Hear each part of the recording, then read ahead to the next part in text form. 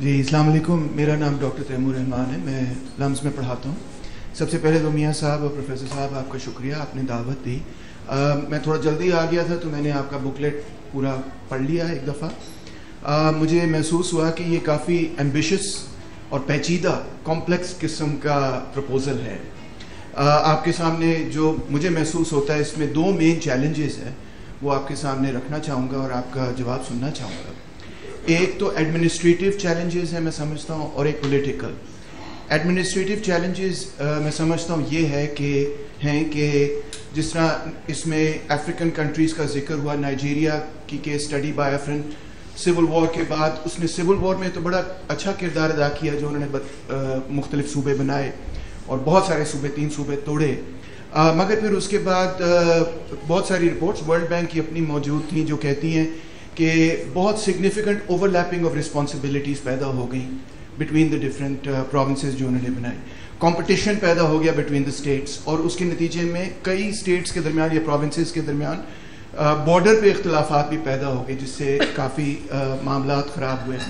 इसके अलावा ये कि ब्यूरोक्रेटिक कैपेसिटी का भी एक बहुत बड़ा इशू नज़र आया लोगों को, कि बहुत सारे एडमिनिस्ट्रेटिव यूनिट्स जो उनके पास इतनी कैपेसिटी नहीं थी कि वो अच्छे सिविल सर्वेंट्स वहाँ पे कर सकें।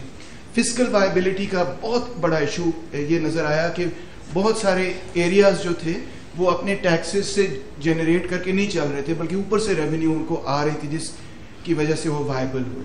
आपकी रिपोर्ट में लिखा कि education, health care, police, judiciary, planning and development, taxes, labour, public safety, it's a huge number of responsibilities जो कि सुबह यही करता। हमने तो इसको कम किया। हमने ये एक्चुअली जो आप फरमा रहे हैं, हमने कहा कि इतनी मिनिस्ट्रीज होनी चाहिए, इससे ज़्यादा नहीं होनी चाहिए। ठीक हो गया। बाकी अभी तो 40 से भी ऊपर चली जाती हैं, 50 पे भी सूबे पहुंच जाते हैं। दूसरी जो आपने बिल्कुल ठीक कहा, कीनिया का अगर आप उसमें देखें, हम थोड़े से उससे डिफरेंट हैं। यस, हम इस तरह डिफरेंट हैं कि हमारे पास ब्यूरोक्रेसी का और उसकी कैपेसिटी का कोई इशू नहीं है। हमारे पास अबंडेंस में है वो लोग, ठीक। हम उन्हें कम करना चाहते हैं। अगर हमारा उसमें देखिए, जो हम डिपार्टमेंट कम कर रहे हैं, इसमें वही ब्यूरोक्रेसी को हम कुछ कम कर रहे हैं। बजट हमारा भी अभी तक सूबों को फेडरल गवर्नमेंट से ही आ रहा है। सूबे अपनी कलेक्शन बहुत कम कर रहे हैं, लिखा भी, ठीक है। वैसे भी आपको पता फिगर हैं सारे हमारे पास कि सूबों को जो भी NFC अवार्ड से पैसे आ रहे हैं वो 70%, 80% वहीं से आ रहे हैं। सूबे थोड़ा बहुत अपनी कलेक्शन करते हैं। वही जो पैसे तकसीम हो रहे हैं 4 सूबों में, वो 33 सूबों में तकसीम हो जाएंगे। जो भी NFC का फार्मूला है उसी से मिलता जुलता फार्मूला बन जाएगा, तो वो सबको बराबर तकसीम हो जाएंगे। ये हमने देखा 2001 का जो लोकल गवर्नमेंट सिस्टम था, उसमें PFC भी बन गया था, प्रोविंशियल फाइनेंस कमीशन भी बन गया था।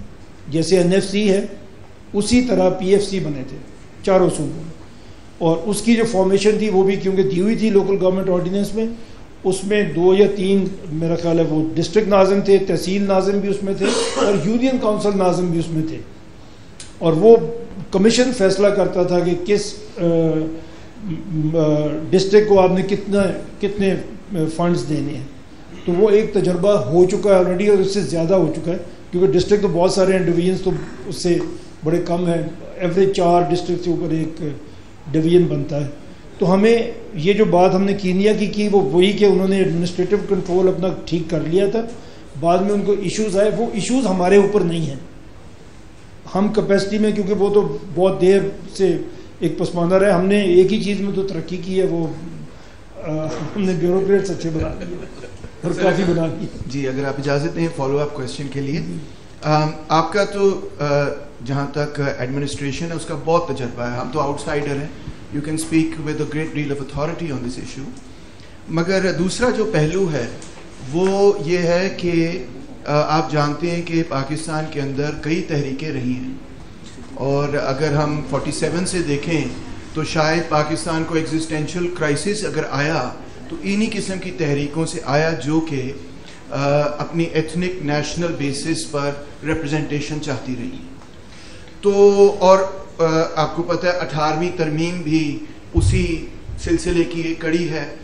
तो जो लोग ये चाहते हैं कि हमारी रिप्रेजेंटेशन एथनो नेशनल बेसिस पर हो, और within the context of the 18th Amendment and 7th NFC award and so on, तो आप कैसे देख रहे हैं सिनारियो को? क्योंकि पंजाब में तो डिफरेंट सिचुएशन है इन द सेंस के हमारे यहाँ उस किस्म की नेशनलिस्ट कॉन्शियसनेस नहीं है जिस तरह मेरे दोस्त ने कहा सिंध में मिलती है, बलूचिस्तान में मिलती है।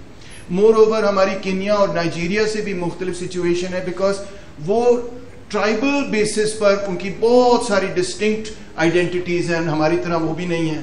केन्या में भी ऐसे ही आप जानते होंगे। तो गिवन दिस सिनारियो, जो पॉसिबल रिएक्शन है एथनो नेशनलिस्ट मूवमेंट से, वो एक बहुत सिग्निफिकेंट चैलेंज बन सकता है। आपके इस पे क्या राय?